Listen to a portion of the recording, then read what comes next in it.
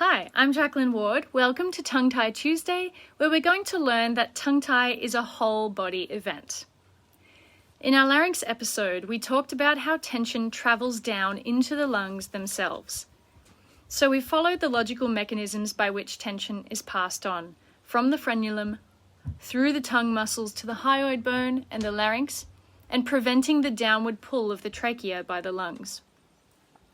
But what about the rest of the body? Can it be affected too by tongue tie? The answer is yes, and the extent might shock you. Get ready, we're going to cram a lot in. Form follows function. Structure and function inform each other. First, we'll take a look at fascia.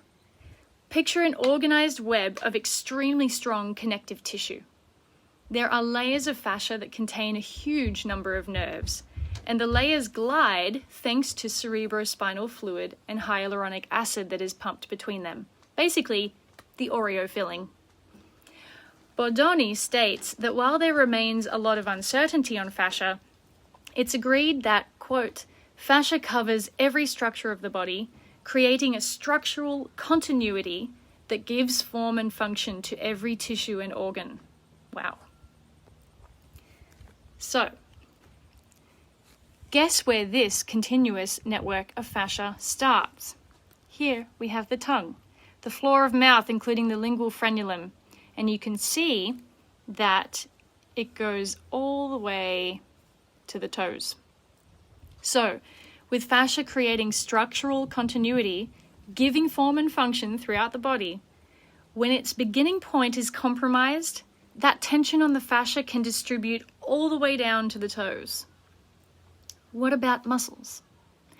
Our bodies have networks of connected muscles known as chains. There's one at the front and one at the back, the anteromedian muscle chain and the posteromedian muscle chain. Think of carriages on a train that are connected one to the next, and they all follow the locomotive. Well, the locomotive is the tongue. The front chain's first section starts with the hyoid muscles down to the sternum, through the chest and abdomen to the pelvic floor. I'll post the muscle names in the comments for those who like the details. The secondary section connects the torso down the legs and down the arms. The posteromedian chain at the backside starts with the deep, long neck extensors and erector spinae, which extends all the way to the pelvis. Now, tongue tie in many cases causes forward head posture and neck posture. The whole body compensates for this forward projection, creating postural distortions. Both Olivi and Scoppa refer to glossopostural syndrome types 1 and 2. Here's a typical example of tongue tie posture. Forward head and neck, loss of curve in the neck, hunched forward shoulders and upper back, lordosis in the lower back, backward tilted pelvis, pronation of the knees, and pronation of the feet. Particular points of tension occur at the junction of the cervical and thoracic vertebrae, C7 and T1, the lumbosacral joint, the hip, knee, calf muscles, and the front end of the foot.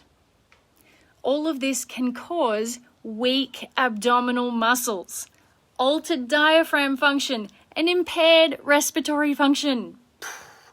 And in a reciprocal cyclical pattern, this can worsen with age unless the root cause is remedied. Reduced mobility of the hyoid bone is an indicator of tension in the myofascial system, as well as organ structures.